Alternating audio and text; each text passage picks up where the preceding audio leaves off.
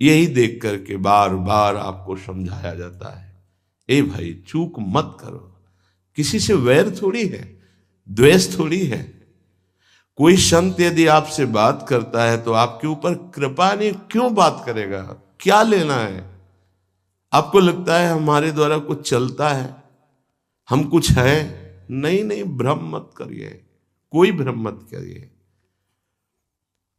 आपके लिए वो आपसे बात करते हैं, आपके कल्याण के लिए आपसे बात करते हैं, आपके कल्याण के लिए वो आपको डांटते हैं, आपके कल्याण के लिए आपको दुलार करते हैं। दोनों बातें समझ लीजिए। जो लाडली लाल में चित्त लगाए हुए हैं उनको कहीं किसी सुख की आकांक्षा नहीं। सच्चाई से समझ लीजिए। अगर वो सुख का कहीं खेल खेलते तुम्हें नजर आ रहे हैं, वो तुम्हारे लिए, तुम्हें दुलार कर रहे हैं, निकल चलो। तुम्हें डांट रहे हैं, निकल चलो। तुम्हें प्यार कर रहे हैं, निकल चलो। तुम्हारे मन को अपने प्यार में फांस करके श्री जी के चरणों में समर्पित कर देना, यही काम है। ये सब संतों का यही कार्य है। तुम्हारे संसार के प्यार में फैले हुए मन को समेटकर अपनी वाणी, अपने प्यार के बल से उसे प्रियालाल के चरणों में समर्पित कर देना। पर आपके अंदर ये चाह हो जाएगी, तभी आप उस प्यार को समेटने में सहयोग दे पाएंगे। मुझे अब इस ब्रह्मा के रचे हुए माया से मुक्त होना है। पर आप तो इन्हीं खिलौनों में राजी हैं, और जब इन खिलौनों से मन को हटाने की बात कही जाती है तो आपको बुरा लगता है। आपसे जिससे कहा जाता है कि अब आप ऐसे रहिए, मनोचिन्हारो नाहि, तो आपको लगता है कि हमारे संबंधों में प्रहार कर रहे हैं। तुम्हारे संबंध जितने हैं इनका प्रहार पहले हो चुका है काल के द्वारा, तुम इनको नहीं रोक पाओगे। काल पहले ही काट चुका है सारे संबंध। बस तुम संबंध का राग लेकर के यहां से जाओगे, दुर्गति हो जाएगी। और संबंध को प्रियालाल के चरणों में समर्पित करके जाओगे तो सदगति हो जाएगी, अनुराग हो जाएगा। जो आसक्ति संसार के संबंधों में है, वही आसक्ति जब संत महापुरुषों से हो जाती तो मोक्ष का खुला हुआ द्वार, ये भगवान कपिल देव जी कहते हैं। आप अपना अधिकार अपने में मत रखिए, गुरुजनों को दे दीजिए। अब हमारे जीवन की बागडोर आपके हाथ में है, आप जिस दिशा में चाहें ले चलें। हमारा केवल आपकी आज्ञा पालन करना कर्तव्य। तो कह रहे कदापि चिन्मयादुपरि चेत स्पृहा रोहिणी।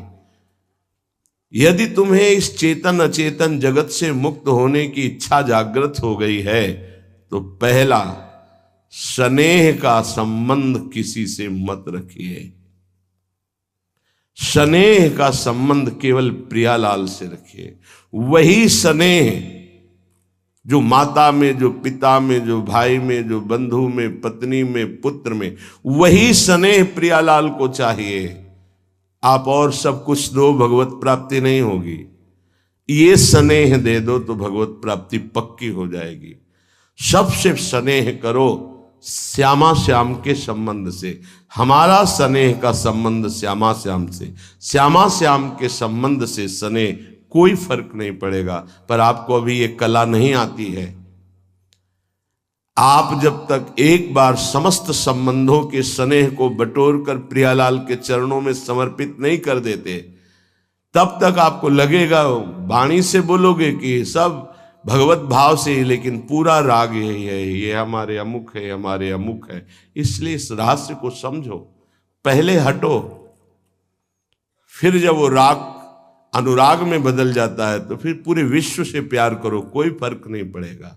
सब जीवन सो प्रीति रीति निवाहत आपनी, क्योंकि वो रीति जानता है। हमारी रीति श्यामा श्याम के संबंध से ही सबको मानना। एकांत की रति विधान करो, शब्दों को समझिए। एकांत की रति विधान करो, अर्थात हमारे हृदय देश में केवल इष्ट और गुरुदेव के सिवा किसी से प्रीति नहीं। पर बहुत इस बात से हम कमजोर हैं।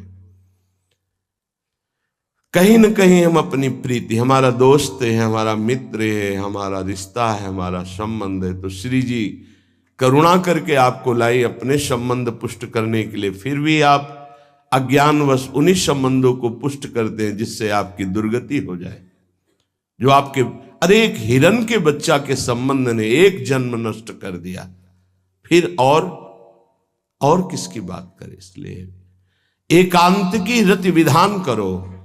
एकांत की आपकी रति हो चुकी है, इसका परिचय आपके सामने भारी विपत्ति आई, मन केवल श्री जी में, भारी संपत्ति सुख संपदा केवल श्री जी में मन, यह है एकांत की रति। अब उसको कोई विचलित नहीं कर सकता। जहां विषयी जन रहते हैं, विषयी जन संभाषण करते हैं, उस स्थान में, उस भीड़ में, उन लोगों के बीच में अरुचि हो जाना। रतिम मदन मोहने विदधताम तदेकांतिकीम। एकांत की भक्ति, विरति, जन समुदाय, प्रपंच भाषण करने वाले, इनसे संबंध नहीं। ना संतु जनतापने प्रतिवसंतु वृंदावने। जनता अर्थात केवल विषय प्रपंच की वार्ता करने वाले, तापने, हृदय में ताप पैदा हो उनके संग नहीं, मुझे संग नहीं, कोई भी हो, प्रिया प्रीतम से तुम्हें मतलब नहीं, उनकी चर्चा से मतलब नहीं, उनके संबंध से मतलब नहीं, तो हमारा आपसे क्या संबंध। देखो, जगत के संबंध प्रियता दिखा करके भोग सामग्री दे सकते हैं, धन दे सकते हैं, व्यवस्था दे सकते हैं, पर प्रियालाल की प्रीति नहीं।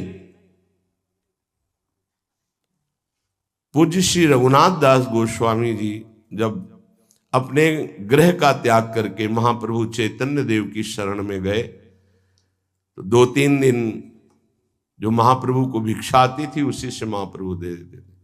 उनको लगा कि नहीं, जीवन जब महाप्रभु को समर्पित है तो हमको जीने का ढंग सीखना चाहिए, कैसे हम विरक्त होकर के जिए।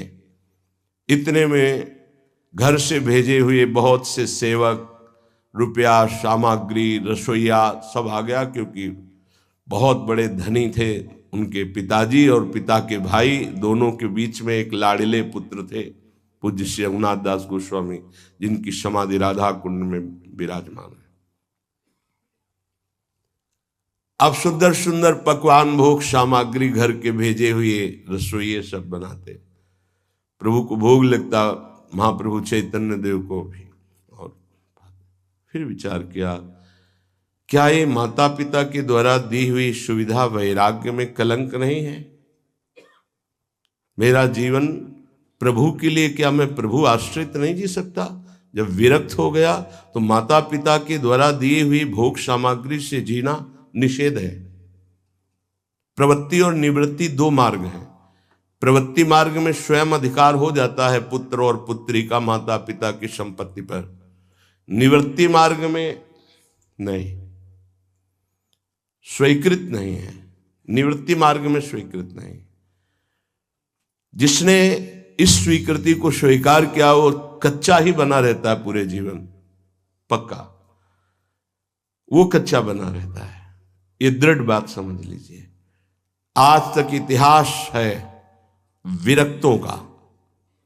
निवृत्ति मार्ग पर अगर वैराग्य ले लिया तो माता पिता के द्वारा उसका भरण पोषण कभी नहीं हुआ। आप पढ़ करके देख लीजिए, चाहे कोई भी हो, किसी भी मार्ग का हो। जब रत्नावती जी ने, उनके लिए चिट्ठी आई, पुत्र ने भेजा कि पिता ने सभा में मुंडी का पुत्र कह के कहा, मतलब सन्यासिनी का पुत्र कह के, माता हमारी इस नाम की रक्षा करना।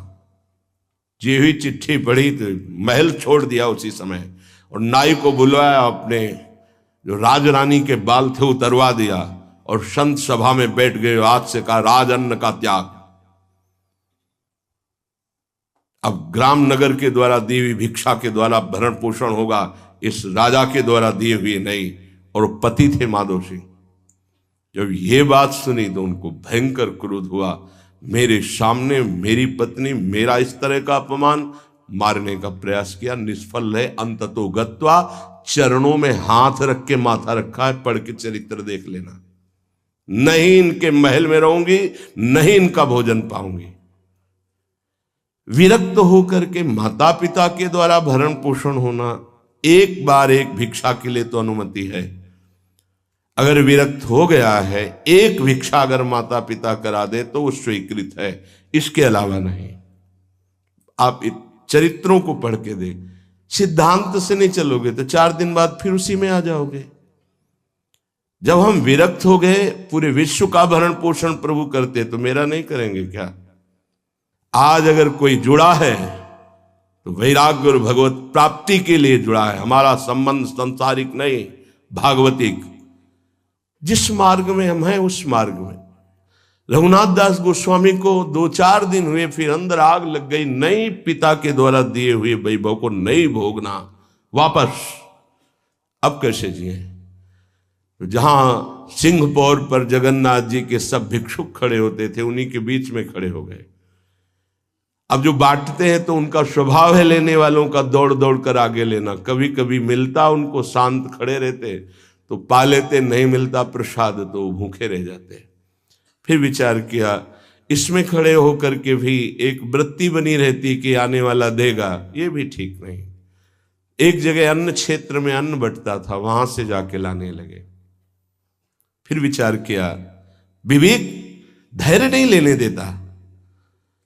यार हम यहां कोई सेवा तो करते नहीं, क्योंकि भरपेट अन्न पाने का जिस क्षेत्र में अधिकार है तो वहां सेवा करना जरूरी। चाहे पोछा लगा दो, चाहे पत्तल फेंक दो, कोई सेवा वहां करनी चाहिए, तभी आपका वैराग्य सुरक्षित रहेगा, नहीं तो फिर ठीक नहीं है। वहां अन्य क्षेत्र में भी छोड़ दिया भोजन लेना। आप कैसे जिए? तो रात्रि में जो महाप्रसाद गाय को डाल दिया जाता था, गाय भी छक के जब नहीं पाती थी तो वो रात्रि के 10-11 बजे निकलते और वो महाप्रसाद जो पड़ा रहता उसको उठा के लाते, जल से धोते, सड़े सड़े निकाल के चावल, फिर उसे पाते। महाप्रभु ने पूछा, गोविंद, गोविंद दास सेवा में रहते, गोविंद ये रघु अब क्या पाता है? बोले प्रभु बहुत वैराग्य से रह रहे। बताया तो उनका, अच्छा ऐसा अमृत अकेले अकेले पाता है, हमको कभी निमंत्रण नहीं दिया, अब हम चुपके से छीन के पाएंगे। महाप्रभु चले रात्रि के जब वो कटोरे पे इतने से चावल सही निकाल कर पानने में लगे थे, पीछे से महाप्रभु गए से लिया। अरे प्रभु आपने, उनका इतना स्वादिष्ट अमृत पाता है और मेरे को कभी निमंत्रण नहीं दिया, निहाल कर दिया। उनके लिए आया सोवत हु रसना रटे राधा कृष्ण सुनाम। वो जब सोते थे तो उनकी जबान से राधा कृष्ण राधा कृष्ण राधा कृष्ण। ये इस मार्ग के पथिक, निवृत्ति मार्ग और प्रवृत्ति मार्ग में अंतर है। आप लोग इस बात को समझें। निवृत्ति मार्ग श्री जी के भरोसे का है, आप विश्वास कीजिए। जब इष्ट के भरोसे में है तो जिनकी पलक झपकते अनंत ब्रह्मांड रचना हो जाती है, उनके लिए कोई ये बड़ी बात हो गई क्या? ये कोई बड़ी बात है उनके लिए? हम उनका भरोसा त्याग करके निवृत्ति मार्ग के हो करके और परिवार के द्वारा भरण पोषण हमारा हो, भाई ये तो नहीं समझ में आता।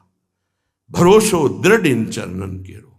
निवृत्ति मार्ग तो निवृत्ति मार्ग, प्रवृत्ति मार्ग तो प्रवृत्ति मार्ग। प्रवृत्ति निवृत्ति, निवृत्ति में प्रवृत्ति, बहुत समझकर संभल कर चलना पड़ेगा।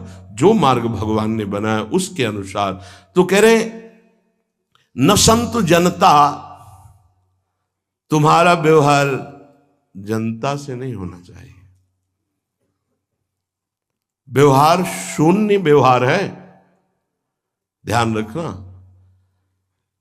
दसियों हजार लोगों के दर्शन होते हैं, एक का भी परिचय नहीं है। हजारों लोगों से संभाषण है, एक भी हमारा मित्र नहीं है कि ये हमारा है, तुम लोग इसके साक्षी हो। ये हमारा बंदा है, एक भी नहीं। साफ श्री जी के हो, श्री जी से संबंध है, मैं सिर्फ एक नौकर हूं। श्री जी की बात आपको बता देता हूं, आपकी बात श्री जी को बता देता हूं। हमारे श्री जी, इसके सिवा कोई नहीं। एकांत की रति, जनता से संबंध रहित, श्री जी के संबंध से सब जीवन सो प्रीति। श्री वृंदावन में वह चिदानंद रस को प्राप्त होता है। यह है रहनी। वृंदावन इह विधि बसे तज के सब अभिमान, तृणते नीचो आपको जाने सोई जान। ये समझ जाओ किस बात का आश्रय लिए हो। जिनको ब्रह्मांड रचने में सेकंड नहीं लगाए वो हमारी प्रियाजू के अधीन है। हमको कुछ अपनी व्यवस्था के विषय में सोचना, मानो शरणागति के विषय में आपको अविश्वास, कलंक है ये बात। हे बिल्कुल भरोसे पे हो जाओ, फिर सामने देखो क्या होता है। बिल्कुल भरोसे पे हो जाओ। गुरुजनों ने कभी भी अन्य आश्रय नहीं होने दिया, कभी भी अन्य जगह जगह बचाते। वो जानते हैं कि अन्य आश्रय, धन का आश्रय, वस्तु का आश्रय, व्यक्ति का आश्रय, ये तुमसे सच्ची बताते हैं, गुरुजनों की कुछ बातें बाद में समझ में आती, पहले समझ में नहीं आती। केवल श्री जी का भरोसा रखो, जिसने आज दिया है वही कल देगा। जब गुरु जी को कोई कहता कि कभी काम में आ जाएगी ये वस्तु, रख लो, तो बोले इसी को मिटाने के लिए बाबा जी हुए हैं। जब कभी काम में आनी होगी तो तुरंत श्री जी भेजेंगे, हम इसको पहले से क्यों रखें। ये हमें चाहिए कि केवल श्री जी का आश्रय लेकर वृंदावन वास हो। देखना कितना आनंदित रहोगे। फिर रोना आता है, तुम्हारे आंसू फिर निकलेंगे। जब आप एकांत में होंगे, आपका कोई नहीं होगा और आपकी परिस्थिति विपरीत होगी, तब जो शरणागति होती है वही भगवत प्राप्ति कराती है। जब तक विपरीत परिस्थिति नहीं आएगी तब तक शरणागति परिपक्व नहीं होगी। बात लिख लीजिए, चाहे वो द्रौपदी जी हो, चाहे गजराज गजेंद्र जी हो, चाहे कोई भी हो, जब ऐसी विपरीत परिस्थिति आए कि कोई भी सहयोगी नहीं रह गया, तब शुद्ध शरणागति और भगवत साक्षात्कार। उस दिन के लिए तैयार रहो और मांगो कि हमारी आसक्ति का नाश करने के लिए परिस्थिति ऐसी दे दो प्रभु कि सिर्फ आप पर दृष्टि हो, सिर्फ आप पर, ना कोई हमारा, ना हम किसी के, सिर्फ आप। मेरे तो गिरधर गोपाल, दूसरों न कोई। बात समझो, सत्संग की बात को समझो, परमार्थ की बात को समझो। तो जब कोई हमारे जीवन में प्रश्न आता तो जो नील चादर ओढ़े हुए विराजमान है उनकी चादर की तरफ देखते, आकाश की तरफ, बाहर निकलकर आकाश की तरफ देखते। तत्काल उत्तर मिला है हमको, तत्काल भाग, यहां से भाग। झोला टांगा, रात्रि में भागे, जब भागे तब रात्रि में भागे। भागो भागो भागो, भागते भागते अब पायो परम विश्राम। अब वृंदावन, श्री वृंदावन विश्राम, सब सोहित निष्काम मत, श्री वृंदावन विश्राम। हे भागते रहो, संबंधों से भागते रहो, आश्रयों से भागते रहो। एक आश्रय केवल हरि गुरु का, बस एक विश्राम स्थल। जैसे आप रखो, जैसे आप रखो, हम उसी में राजी हैं। समस्त प्राणियों को वृंदावन के नमस्कार बुद्धि से देखो। देखो यहां की रहनी, वृंदावनी विधि बसे तज के सब अभिमान, तृणते नीचो आपको जाने सोई जान। तृण से नीच अपने को जो जानता है सबको नमस्कार करेगा। और सच्चाई में देखो तो ऐसा ही है, कुछ नहीं है। कोरा अहंकार केवल है। क्या है हमारे अंदर? कुछ नहीं। अगर गुरु कृपा न हो, प्रियालाल की कृपा न हो तो कुछ नहीं। हाथ उठा के कहते हैं कोई बल नहीं है। बल है तो वो है, नहीं तो वो नहीं, तो कुछ बल नहीं। क्या बल है आप देखो, अंदर से देख लो बैठ के, तुम्हारे अंदर क्या बल है। फिसल कर गड्ढे में गिरने का तो बल है, लेकिन गड्ढे से निकलने का बल तो नहीं है। फिसलने में क्या बल? फिसल कर गिरने का तो है, लेकिन गिर के संभलने का बल ये केवल गुरु का बल है, ये केवल इष्ट का बल है। इसलिए श्री धाम वृंदावन का आश्रय और वास स्वीकार करो। सबसे छोटा अपने को समझो, समस्त प्राणियों को नमस्कार करो। क्यों? क्योंकि कहीं कोई वृंदावन में किसी का अपराध न बन जाए। नमंतु ननु जंतु कानिह नमंतु रस्तु क्वचित। कहीं ऐसा ना हो जाए यहां किसी भी जंतु का, किसी भी जीव का, किसी भी शरीरधारी का अपराध न बन जाए।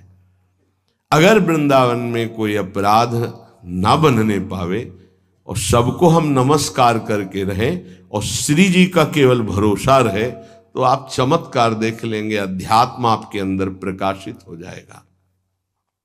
जैसे जैसे अध्यात्म प्रकाशित होता है वैसे वैसे शांत होता चला जाता है, मन शांत होता चला जाता है, कोई वासना हृदय में नहीं रहती। पूज्यपाद श्री उड़िया बाबा जी महाराज से प्रश्न किया, पीछे वर्णन किया गया था कि बड़े बड़े महापुरुषों की ये लोग निंदा क्यों करने लगते हैं, क्यों द्वेष करने लगते हैं? वो तो किसी से द्वेष नहीं करते। जितने महापुरुष हुए उनकी निंदा हुई है, वर्तमान में जितने हैं तो आप देख लो सैकड़ों अगर नमस्कार करने वाले तो कुछ निंदक आपको मिलेंगे। ऐसा क्यों होता है? क्योंकि संत तो किसी से द्वेष नहीं करते, द्रोह तो उनके हृदय में होता नहीं, अद्वेष्टा सर्वभूतानाम। फिर ये क्यों होता है, निंदा क्यों करते हैं? तो कहते भगवान की दो शक्तियां हैं, एक है माया और एक है प्रेम भक्ति। जो प्रेम भक्ति से विमुख उनके हृदय में माया शक्ति का प्रभाव रहता है, यद्यपि उनका द्वेष भी इसी से होता है। उनकी महानता देख करके वो वहां चल तो सकते नहीं, तो उनका द्वेष बन जाता है। महानता देख करके उसमें चल नहीं पाएंगे। जैसे कहावत में आता है कि एक अंगूर को बहुत कोशिश की पाने की, जब नहीं मिले तो कहा खट्टे हैं, प्रयास किया लेकिन नहीं मिला। तो उनका प्रयास माया जनित है, तो प्रेम या भक्ति या सद्गुण या भगवद आश्रय नहीं धारण कर पाते, तो उनको द्रोह हो जाता है संतों से। अब नरसिंह मेहता जी का चरित्र देखिए, बड़े बड़े भक्तों का, उन्हीं के गांव के लोग, उन्हीं के घर के परिवार के जनों ने ही द्रोह पैदा कर दिया। द्वेष, निंदा, मारने की चेष्टा, अपमान, ऐसे। अच्छा सोचो, उड़िया बाबा जैसे महापुरुष से क्या कभी ऐसा हो सकता है कि उनके मारने के लिए आदमी लगा दे? विचार करके देखो। पैसा देकर भेजा गया था कि सत्संग में जाके नाक काट लो।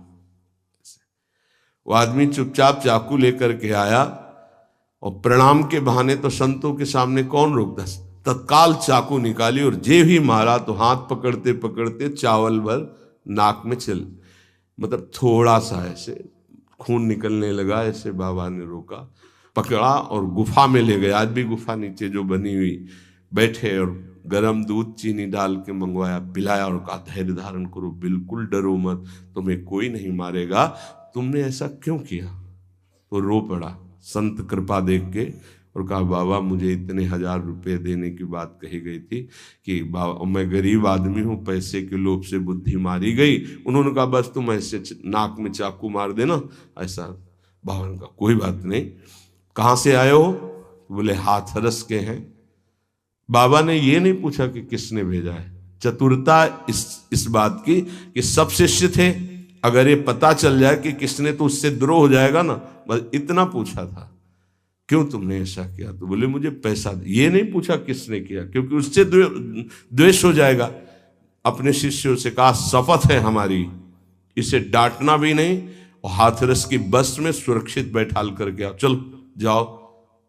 बोलो ऐसे महापुरुष को फिर बाद में लीला, द्वेष की हद हो गई, संसार द्वेष की सूली पे चढ़ा दिया, जहर पिला दिया। मेरा जी को जहर पिला दिया, प्रहलाद जी को क्या? क्यों ऐसा करते हैं लोग? बोले माया से आसक्त चित्त वाले जब भक्त को देखते तो उनके अंदर गाली देने का मन होता है, जलन पैदा होती, स्वभाव ऐसा स्वाभाविक है।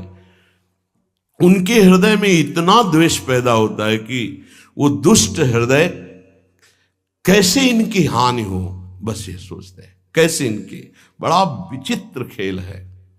इस संतों के साथ क्यों? पलटू बाबा को अयोध्या में झोपड़ी में ही आग लगा दी आसपास से। ऐसा ऐसा क्यों होता है? तो बोलिए माया शक्ति कि जिसके हृदय में माया का प्रभाव, मलिन हृदय होता है, वो संतों से स्वाभाविक द्वेष करते हैं, जो कि द्वेष के पात्र नहीं है। वो किसी से वो द्वेष नहीं करते। एक संत आप चरित्र उठा करके देखो, संतों से द्वेष करने वाले प्रत्येक महापुरुष के जीवन में देखा गया कि द्वेष करने वाले, और कोई कोई तो उन्हीं के पार्षदों के रूप में द्वेष करने लगे, उन्हीं के पार्षद बनकर उनकी खिलाफत करने लगे और उन्हीं के पार्षदों के द्वारा उनको सूली पर चढ़ाया गया। बड़ा विचित्र माया का खेल है। इसी से वो भक्तों की निंदा करते हैं और भक्तों से द्रोह करके अपना सर्वनाश कर लेते हैं। तो क्या इससे बचा जा सकता है? यदि भगवान का नाम जप करने लगे, भगवान का आश्रय ले ले, तो दृष्टि बदल जाएगी। आप देख लेना, दृष्टि बदल जाएगी। नाम जापक सहृदय होता है, वो घोर पापी पर भी प्यार करता है। लोग समझते नहीं उनके हृदय को। घोर पापी को भी वो प्यार करके भगवान से मिलाना चाहते हैं। यदि आप नाम जप करते हैं तो आप बच सकते हैं, नहीं संत द्रोह की वृत्ति अंदर पैदा हो जाएगी। ये माया है। ये जहां किसी महापुरुष का यश सुन तो वही निंदा शुरू कर देता है, क्योंकि माया उसका पतन कराती है और भक्ति उत्थान कराती है।